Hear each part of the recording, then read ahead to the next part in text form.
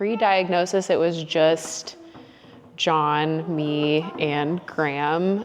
We found out we were pregnant with JJ about, I was 17 weeks around the time that we noticed something was going on with Graham. We are a very, what would you say, sports-oriented family. We really liked going to live sporting events and going golfing.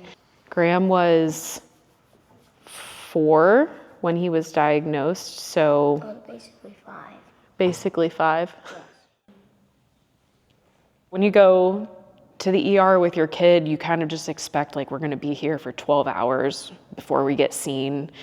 And that is not what happened. We walked through the door and the nurse said, as soon as we got back to triage, she said, "Is this normal color for him?" And I was like, you know, I've been noticing his color's been off for a couple months and like he just seems like kind of yellow or green to me. And I mean, from like that point, he immediately was declared septic. We like actually almost lost him that night. I felt like we had every scan under the sun done on Graham. They also did a lumbar puncture, which is typically with leukemia what they choose to, or what they'll use to be able to diagnose a child with leukemia. And so when we got the lumbar puncture, it came back as, I think 13% of his bone marrow had leukemia cells. And according to the World Health Organization, there has to be around 30% in order to ethically treat somebody for cancer. We lived in a state of unknown for 6 weeks while we just let his cancer grow. And we spent 4 weeks coming back weekly for those 4 weeks where we came back and would get blood work to see if there was anything that would alert us to think like, okay, we're there.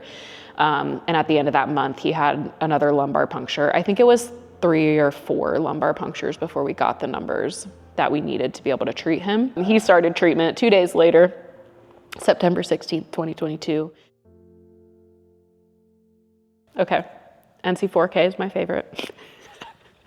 Sorry. So I knew of NC4K and the amazing things that they do for families who have kids going through cancer. I was talking to his social worker at the time about how much we really love golf as a family. It's one of the things that like brings us together often. And she said, "Oh, I wonder if we can get you guys a way to get to the memorial this year. Like, would Graham enjoy that?" And I was like, "Yeah, we watch golf on TV too, so he knows like, you know, Rory McIlroy and Scottie Scheffler. Like he knows all the big names." And next thing I know, I'm hear from our social worker about Whitney, and she was like, "I've got tickets for you guys." And so we just had the best time. We got to march around the tournament, and Graham's like, "So these are the guys that we see on TV?" And I was like, "Yeah." So we had him in his whole like NC4K get up, and it was just so much fun. The live sporting events have been like this is where we feel like we're thriving. And like Graham is just like, "Oh, someday I'm gonna be Cucho, the soccer player on the crew, or someday I'm gonna be Scottie Scheffler." Like he just has these like big grandiose dreams that NC4K brings to reality and puts like right in front of you within reach. Also the financial aspect, like they've literally paid our mortgage. When Graham rang the bell, which by the way was November 22nd of 2024, we'll never forget that day. It was amazing.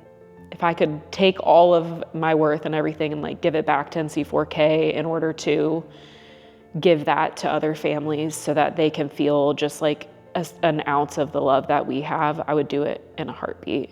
Actually, I asked Whitney if I could work for NC4K because I love them so much.